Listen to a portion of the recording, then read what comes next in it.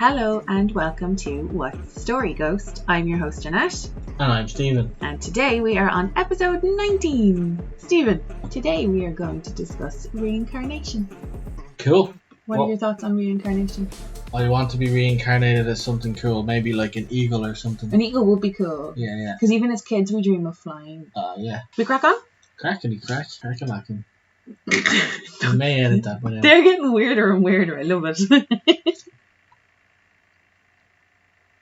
I often find when I ask people if they believe in reincarnation, the response is usually a shocked no, a very bizarre look, followed by them slowly backing away, which is fine. It's a bit of an odd question, especially in Catholic Ireland.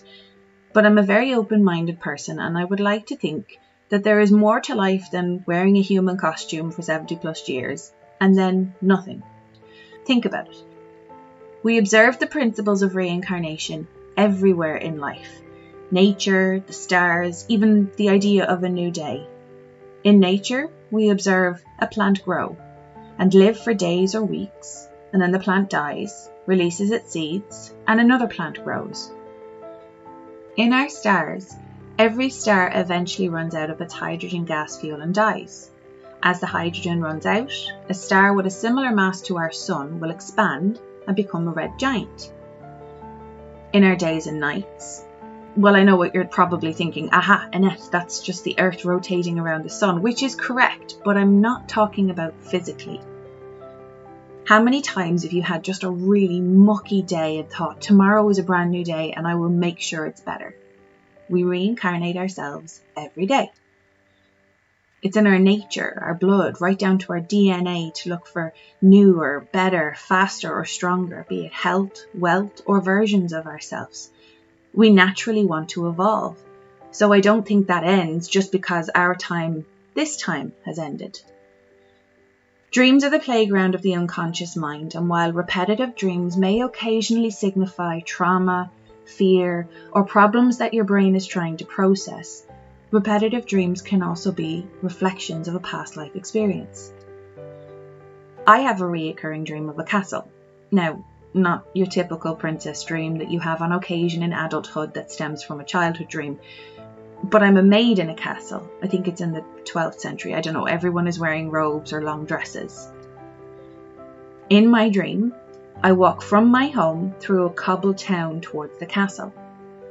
Sometimes the aroma of the food is so strong, or the sound from the stables is so loud it feels like I'm there. Yet I've never tasted or smelt 12th century cooking. I don't know, I imagine it would all be boiled. And I am definitely not accustomed to the commotion of a stable. So where does that come from? Children with out-of-place memories or misunderstandings of events could simply be their fantasies, or after further questioning could reveal an accurate detailing of a past life. Norma and her two sons, Cameron and Martin, live in Glasgow. Both her sons are fantastic little guys, but her youngest son, Cameron, tells a fascinating tale that you may or may not believe. From the age of 2, some of Cameron's first words were the usual, Mama, Baba, and somewhere along the way there was Bara. As he grew and words became easier to string into sentences, Cameron tells his mum, his brother, his nursery school teacher, anyone who will listen about living in Bara, with his brothers and sisters, a family dog, his other mum, a dad, and aeroplanes landing on the beach. It sounds like a lovely little fantasy you have as a child. As it turns out, Bara is an island in the Outer Hebrides, Scotland. It's over 350 kilometres away from where they live, and no one in their family had ever been before. Bara has a population of approximately 1,200, and the island is about 16 kilometres long. Bara Airport is the only airport in the world with a beach as a runway. The runways are only accessible with the fall of the tide, so flights to the beach runway depend on the schedule of the tide and when the beach is exposed, which is pretty cool. And though Bara has a rich history with a strong traditional music scene and of course a runway on the beach, it's not the type of place the youth of today would be Googling, so how Cameron came to learn about Bara was a mystery to his mum. As Cameron got older, his story never wavered. He talked incessantly about his Bara family. Some of the details he described were vague, like his Barra mum. She had long brown hair and then she got it cut short. But when he described his Barra dad, he was able to tell his mum that his name was Shane Robertson and that he had black spiky hair, he always wore shirts, and that he had died when he was struck by a car and that the car was silver and green. He knew all the details about the accident because he unfortunately witnessed it. He mentioned a white single-storey family home that was bigger than his current house, with 3 bedrooms. He had 3 brothers and 3 sisters. All the boys slept in one bedroom and the girls in the other. One of his sisters' names was Lindsay, and they'd play tag together. They had a family dog. It was black with white hair on its chest, and a cat that was orange. He talked about swimming in the rock pools, playing on the beach, and sometimes going on holiday with his family. He also mentioned using a black phone and mimicked dialing it, suggesting it was a rotary phone. In his memories, Cameron had only described his younger years, recalling himself as a boy a little older than he was. He never mentioned dying, only that he fell through a hole, somehow connected with the White House, and then came into Norma's tummy. He said, "I was in Barra, and now I'm here." He became so preoccupied with Barra and missing his Barra mum that he was starting to suffer genuine distress. One day in nursery he was so upset and kept saying that rather than Norma picking him up, he wanted his Barra mum to come and get him. With tears streaming down his face, he kept saying, "I have to go to Barra, I have to go to Barra, my family are missing me." Even his uncle Ian initially dismissed his story as fantasy, but as time passed, they became harder to explain away. That and the consistency of his story and the fact that he never wavered from it. Ian explained the look on Cameron's face when he was telling the story shows that it is evident that he believes his story is true. Being open-minded, Norma decides to take steps to find out if there's any rational explanation for Cameron's memories of this other family. Dr. Chris French, a psychologist who edits the Skeptic magazine, which debunks paranormal phenomenon, was her first step.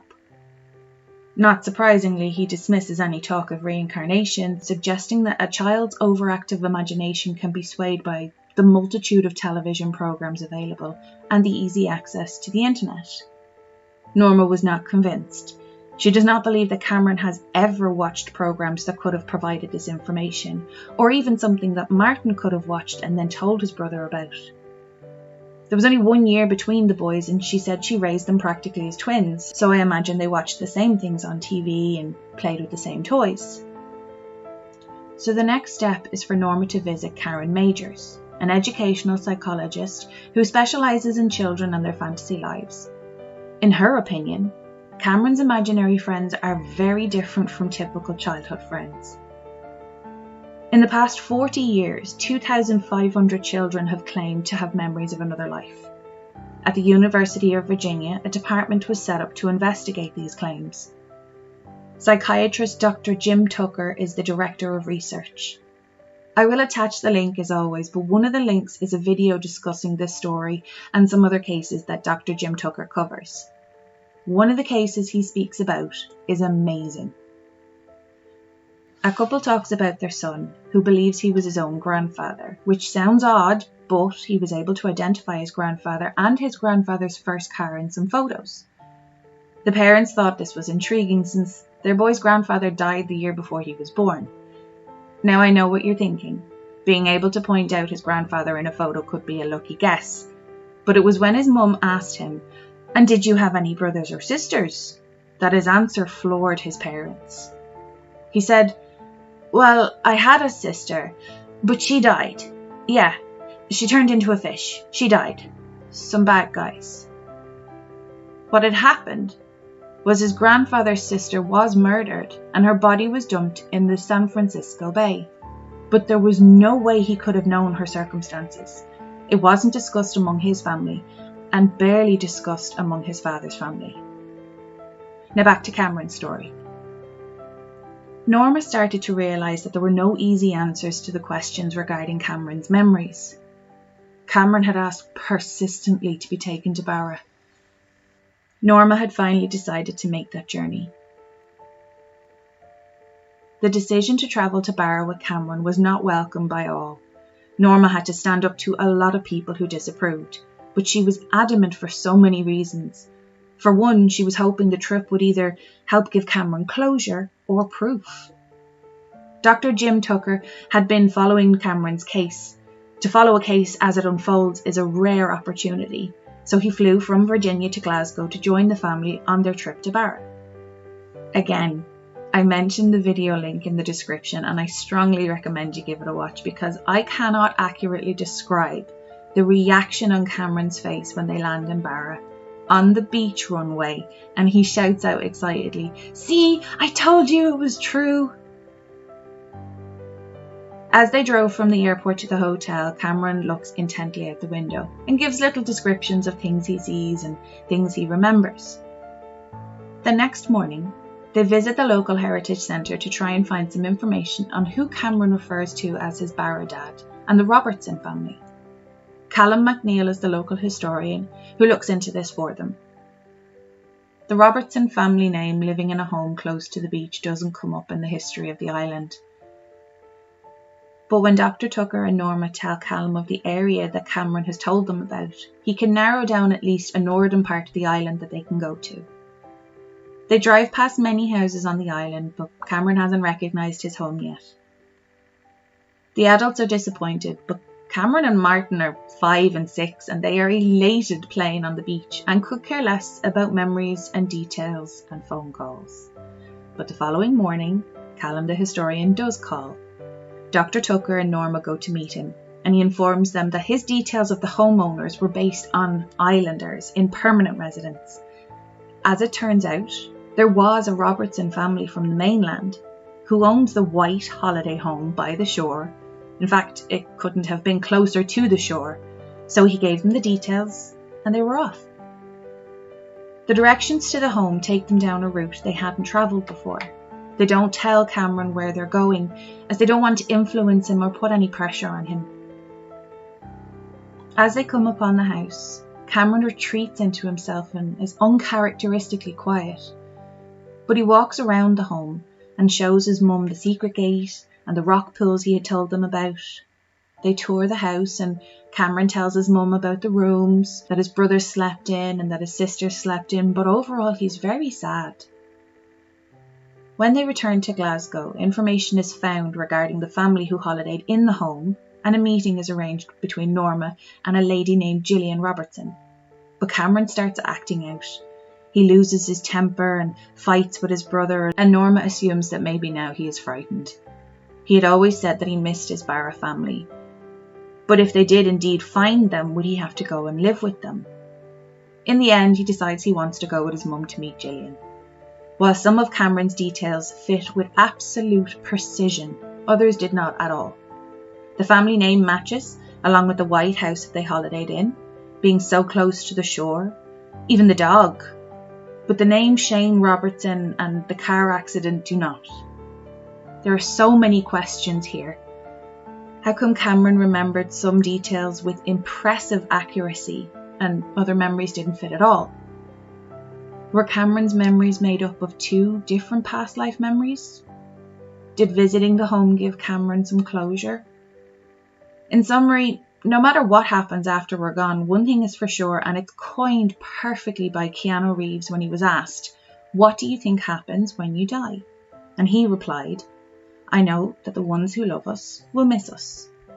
Or, to show my more nerdy side, 7 of 9 Voyager, Season 4, Episode 12.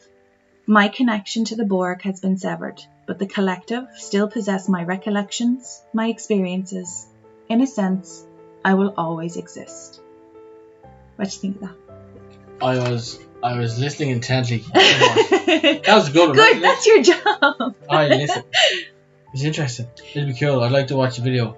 That's a Netflix documentary there. I think so. Yeah. I think so. I really do encourage people, and I know I'm pushing people away from the podcast, but bear in mind the videos from. No, I like to watch the video. I like to watch what I use the research on. What we used to listen to, another podcast, Gillian Pennsylvania and Patrick has and I used to listen to them, and I used to love going find them. Sorry, that's True Crime Obsessed for anyone who can't hear Stephen and I sing that awful rendition of that song. I'm tone deaf. You could sing.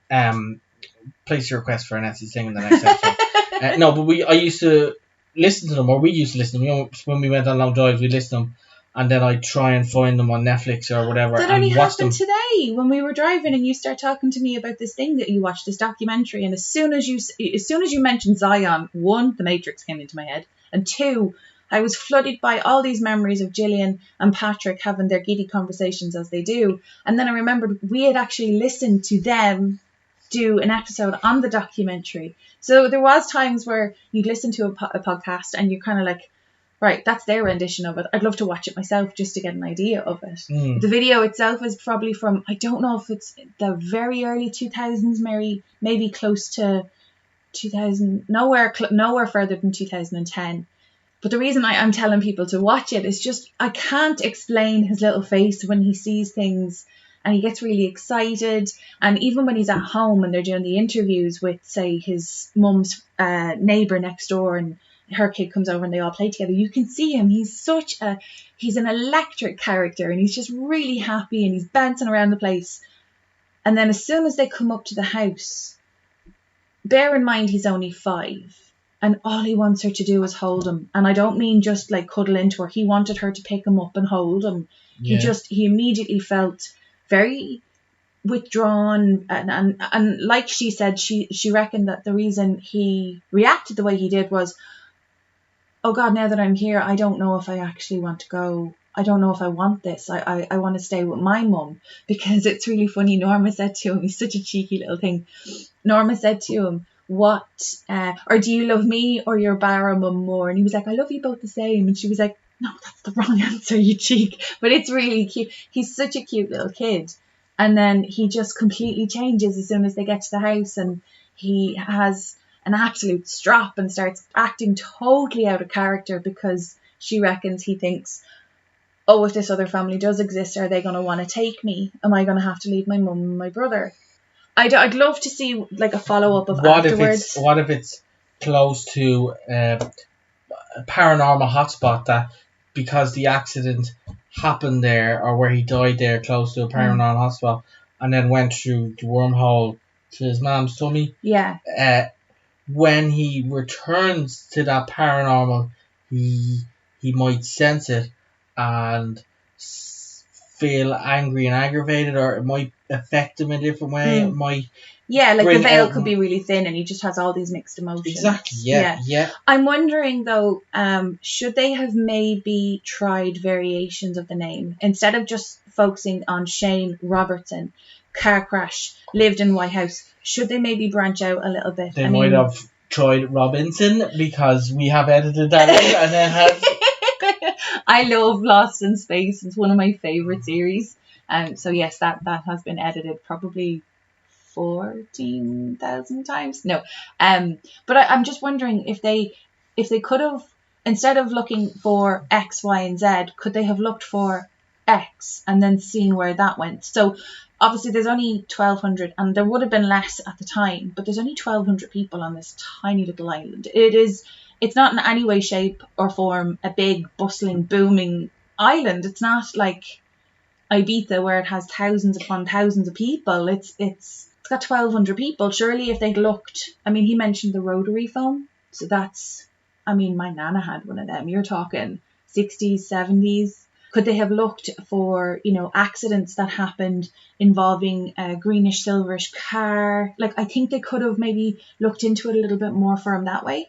Because if it turned out that his name was Seamus instead of Shane, or Sean instead of Shane, or he had a weird nickname. Here's a funny story.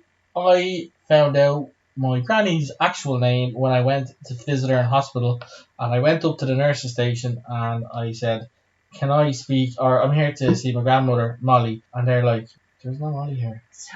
There's nobody here. And I was like, no, but my granny's here. I want to see my granny. She's no what? I came all this way. What's her full name? What's her first name? And then my cousin came over and she's like, hey, how are you? And I'm like, you're not my granny. So granny's probably here. And I was like, this nurse has said granny's not here. And she goes, Mary. And I'm like, who's Mary? So apparently in the olden Irish times, that was a done thing. You just kind of get a random nickname. You didn't, I don't know, like I would have. I don't want to say earned my nickname, but I feel like I did because some kids bullied me and eventually called me my nickname. Wait, But are these are these the scouts, or no, is this these were when like you were before also I a was even kid? in Scouts Because and little stuff. kids can be bullies They at just, times. they make names sound like your name, and my nickname now was Corky, but they started off with like things like, oh, you're a cork in a bottle, ha ha ha. And when you're like 6, if somebody says boo to you, you're like, you dastardly fiend. So yeah, that's I think you're right though, because especially when you're in school, like my mum went to Mount Sackville, and the shenanigans that the girls used to get up say to, Sackville shenanigans. but just to get away with it, or just to try and test the nuns. But they used to give each other nicknames. Now my mum was obviously Bernadine, but she was always Bernie, always, always, always. But she had a friend I think her name was Bridget, but they always called her Biddy. She had, oh God, there'd be whatever your parents gave you. If you hated your name, your friends would always give you your nickname. I had a friend whose nickname was Chili, and I cannot for the life of me remember his first name now, because I've always known him as Chili. I don't know him as anything else other than Chili. There was another guy who was ironically 5'2", and we called him Diesel, which is hilarious because Diesel is what you would represent as big monster truck, or a big car, and he was this tiny little thing, and we used to call him Diesel. And now I actually realise it was actually kind of mean. So we're just going to move on from that very swiftly. We could edit out parts of the bullying. It's okay talking about I didn't name us. him that. I didn't name him that. You're part of the problem. You could have been one of my bullies. I know. Despite the fact that you probably weren't even born when I was given that nickname. Have you any notes for me? When was this? I think the documentary was made in 2007, but I could be wrong. And at that stage, he was only 5. So he would have been born when I did my leaving cert. She was reincarnated into somebody smart and could answer some questions for me. Yeah, it was either 97 or 2007. 7 is in my head for one reason or another. But what I gathered from the documentary, it kind of sounds like he's just really sensitive to the past life experiences. Yeah. And it could be that he's just jumbled up 2 different life experiences. But as well as that, I'll jump back in because I've confused everybody by giving potential paranormal solutions here, and that's not who I am, and that's not my job. No, it's actually not. I apologise. So it's all drugs. He had too many pixie sticks. That's what it was. Oh yeah. Mm-hmm. Well, the mother was saying, there's no way he looks at very little TV. There's very little stuff that he can. Yeah, straight off the bat, she's like, no, I'm kidding now. So he could have watched a quick episode or something. Yeah. Or reeling in the years in Scotland or something, and a crash happened, and most definitely. Children's minds are like sponges, but and it make something out of that. Of course, he could have read a book where an airplane landed on something, whatever it was, and he couldn't quite make out that it was just a normal runway, and it looked a bit grainy, and he thought, oh, it was sand. Went to bed that night, had a dream about an airplane that lands on a beach, and it could have stemmed from there. He could have talked to your father for 15 minutes. He'd know every part in the country. My sister and I have talked on many occasions, and what she remembers and what I remember are 2 completely different things.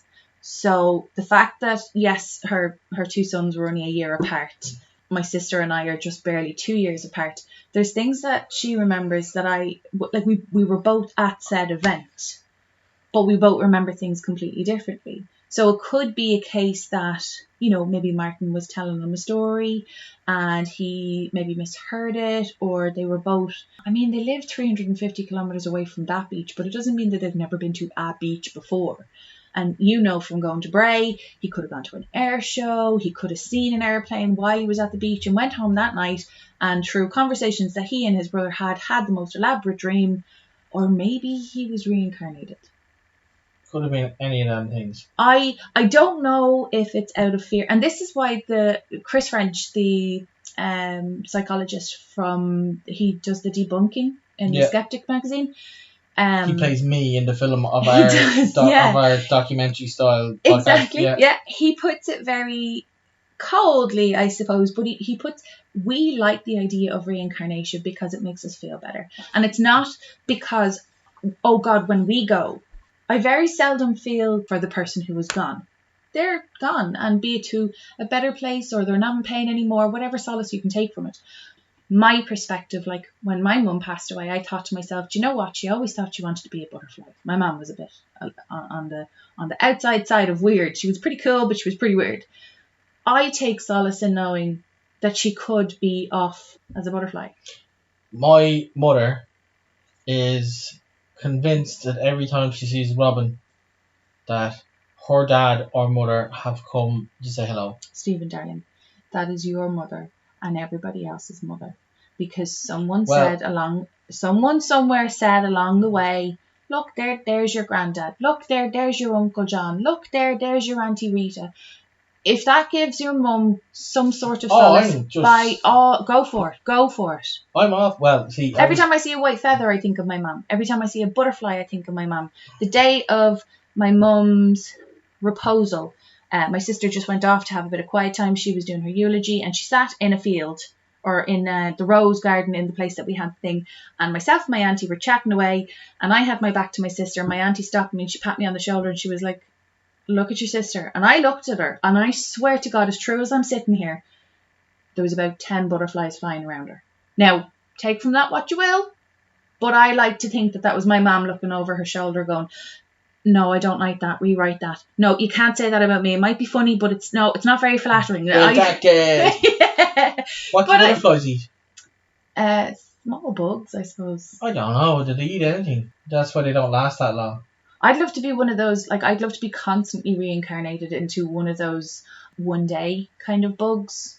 Because imagine if you only lived for one day. Your zest for life would just be, there's no time, I have to get everything done. I think that would... Some people would do great. That's always a good meeting advice, is set a time for your meeting. And somebody said to me recently in the last week or so, I like to set my meetings for 45 minutes rather than an hour, because the 15 minutes before or after, people used to prepare or to think about afterwards. Yeah. But the 45 minutes, this meeting's a little bit shorter, I better stick to the point and not go off on tangents. Yeah. Now, I don't know how well you do with that. You just say your tangents quicker and then get more distracted. I cannot explain how often we have recorded for 40, 45, 49 minutes sometimes, and then all of a sudden I have it cut down to this nice, neat and tidy, still probably a bunch load of waffle of a 35-minute episode, and it's mostly us forgetting that we're recording. The last episode we released was 20 minutes? A little bit over. We were talking for 6 weeks. That was the 49-minute episode. I think I was about to say, sorry, I'm all for reincarnation, whether I'm a skeptic or not, and it would be cool because it gives me the hope to come back as something else, like an eagle or a butterfly. But then there's the fear of, what if I come back as something I don't want to be, like a slug, or one of them fish that kind of walks on his hands in the mud, or there's other things something on the lower end of the food chain. Yeah, or something. But then again, do you know what? If I could fill in a form and send a request, and I could pick my top 5 things to come back as. Or things you definitely don't want to come back. But I was also thinking about becoming an eagle, and then it was like, yeah, eagles fly around and they eat stuff, and they eat a lot of, they kill the rabbits and stuff. And I'm partial to a bit of rabbit, but I've never eaten it raw. Yeah, that's more of a stew kind of thing for you. And I don't know if I'd have to. But if you're an eagle, you don't. But if you're an eagle, you don't know about stew. You don't know that there's all these wonderful seasonings, and you don't know that rosemary and thyme exist. I don't know. Do they go into rabbit? I don't know what goes into. I don't eat rabbit. I don't know what's in the mixed herbs. It's usually Italian herbs. The flavor is just mixed or Italian herbs. I am partial to Italian herbs. Stephen, can I have the recipe? Yeah. It's pasta sauce and Italian herbs. Yeah. My boys like it. Yay! So, I have 4 main characters here. Brilliant! Yes, we did this backwards. Go. I have 4 main characters that we need to think about. We have Cameron, main character. Yes. Right, and we also have the mother. Norma. Yes, and we also have Callum. Right, I think he's a kind of a small part in it. And then we have the scientist guy. Which one? The last one? The one that travelled with them, I think. Dr. Tucker. Dr. Jim Tucker. Dr. Jim Tucker. Now, if anybody was going to get a nickname in school, it was that Tucker. So I have in my mind this kind of nerdy but quirky. Sorry, just set the scene first. This isn't a movie. This is a Netflix series we're doing, is it? Or it could be a feature-length film. It's one of the Netflix reenactment documentary thing. Okay. Because I've got some big names in here. Okay. So it's not a small production. Okay. So Callum is the historian. The historian. Yeah.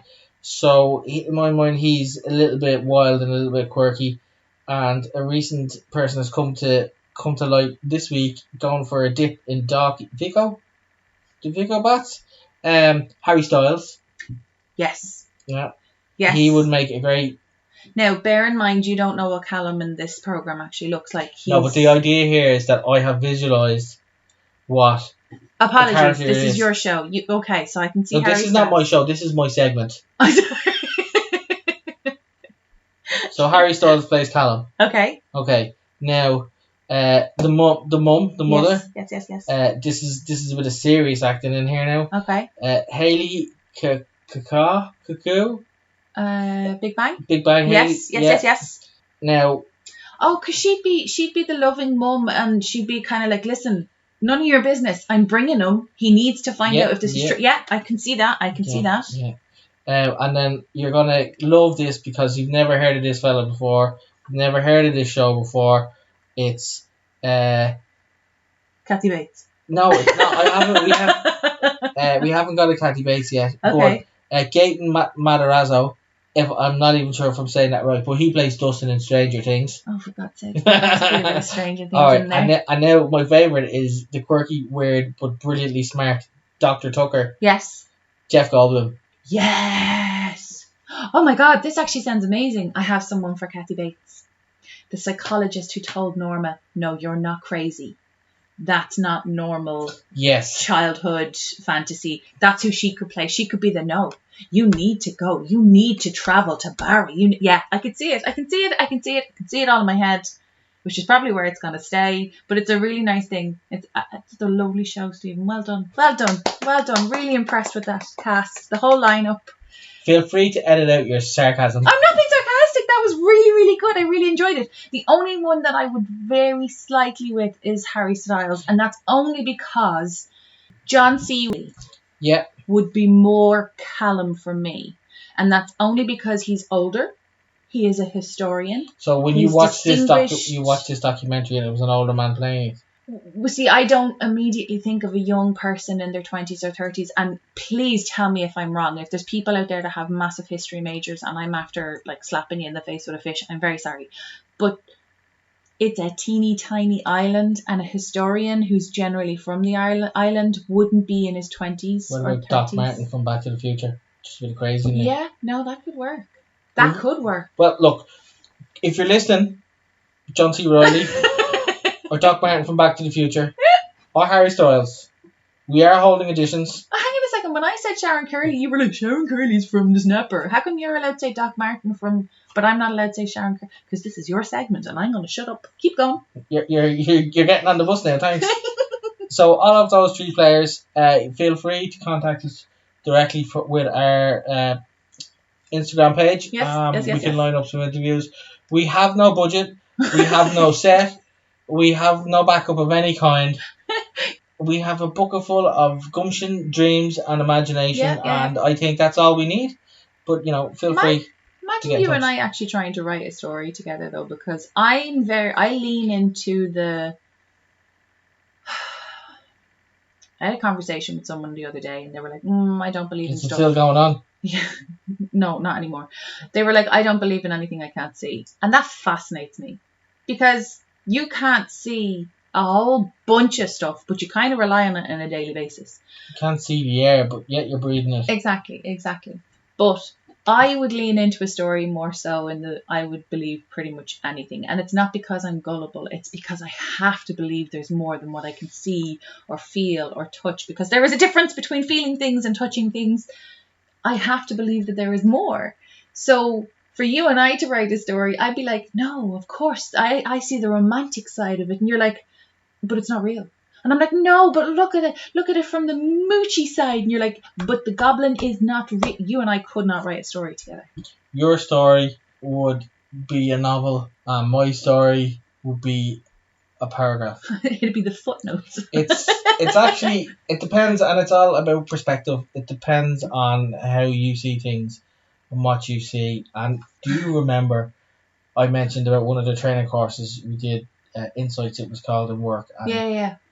a picture was put up on the slide, and the woman says, put your hand up if you see the old woman, or put your hand up if you see the young woman. And a lot of people seen the young woman, and some people seen the old woman, and you can't, and I couldn't even, I think I seen the young woman, but I couldn't see the old woman until somebody actually, like, you change the contrast to something and you can see and the you other can see image. it, but it's, so I would be very literal in my thinking, whereas you would be very emotional in your thinking. And some of the things we were asked to do was, she put a picture up and she would say, write down the first 5 words that come to your mind when you look at this picture. Yeah. And the picture was, see, it's going to be hard for me to do this because it's not an actual picture, but I would put down horse, silhouette, man, field, and the touchy-feely people were all like sunset, romance, evening, horses in love. I would be the more empathic, emotional, descriptive person, whereas you live your life in bullet points. And I say that it sounds like it's a complaint or a trait that I hate about you, but that is the only thing that keeps the two of us balanced and in some way functioning. So it's kind of like our marriage bed. There is a finite amount of conversation time allocated to us, and I use bullet points because I love you and I know you want to use up a lot more of that time. Similarly to the size of the bed, I sleep on this sliver that I currently have my foot resting on. Can I even begin to tell you the amount of times I've fallen out of the bed? We're not getting into this. Okay, you're just going to agree. Is that your bullet point answer? This is my bullet point answer. I may not feel that way, but okay. Okay, so we'll finish up there. Yeah, we'll finish up there, yeah. Do your words. So, be sure to send us any questions, queries, or comments you have on today's episode or any other episode onto our Instagram. Our Instagram is What's the Story Ghost. If you have any stories of your own, be sure to email us at whatsthestoryghost@gmail.com. And on that note, exit jingle.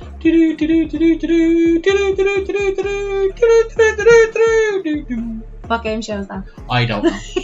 Bye. I remember from a past life.